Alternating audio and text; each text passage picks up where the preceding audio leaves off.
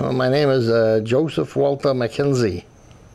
One time I told my wife Irene that, no, it was her sister I told this to. I said, your sister married me for my money. I bought her an ice cream and she thought I had another nickel, so she married me. I never went with Irene as my girlfriend until after I got into the service. But she was pretty, man. Wow. She was when I was in the service, she would write to me. I said, the next time I get a leave, can we get married? And she said yes. I guess it was about the 18th of August that we got back in Bremerton for repairs, and we got leave. And when I got home, I said, well, you said that we could get married the next time I come home.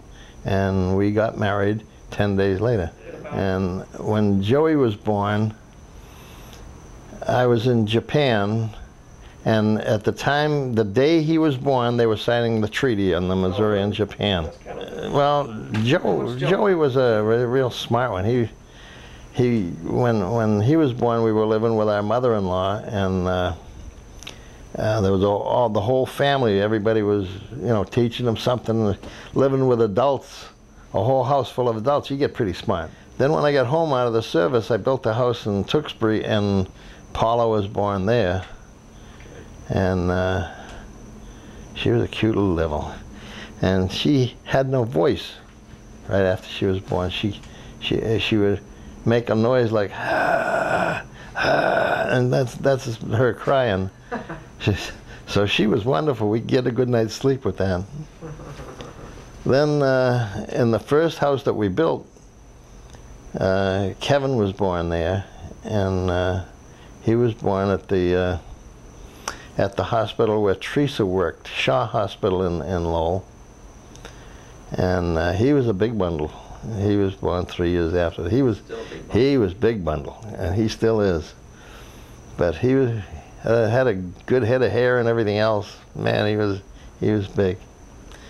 Then we moved and changed houses. I moved down on the I bought some acreage, and we moved down onto there, and Gail was born. I built a split level that was a real classic in those days. It was one of the first split levels in the whole area. And I built that for us, and that's where Gail and Jeannie were born. And that was a pleasure house. That was so great. The two of them were born real close together, and they were close. The two of them, they seemed to. It seemed like they were twins, really. They were always. They grew up two little girls, and they were in the split level house, and it's just that everything was good in the family in those days. Everything. And at that time, I was building a house and moving out and into another new one, and each time we'd get a little bit better and a little bit better. And the next one, Michael was born in the next one, and then Patty. A little bit about Michael. Was he a little baby? Michael. So you're talking about houses. In those days, yeah. And when I had to move out of the split level house, it was because I had some trouble in business. And at that time, I was working with the Sea Explorers, the Boy Scouts. And we had a big award night. And I had an admiral from Boston there at the award night. And someone came up onto the stage and said, Captain Mckenzie, and we just got a call from the hospital, and you have a new son. His name is Michael. So I stayed at the meeting. You stayed? Yeah, I went after it was over. But Michael was born in Andover. I was building the Roland Green Motel at the time.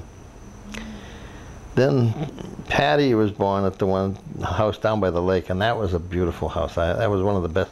That was the best house I built up there. Life was it was great. Having a big family is neat.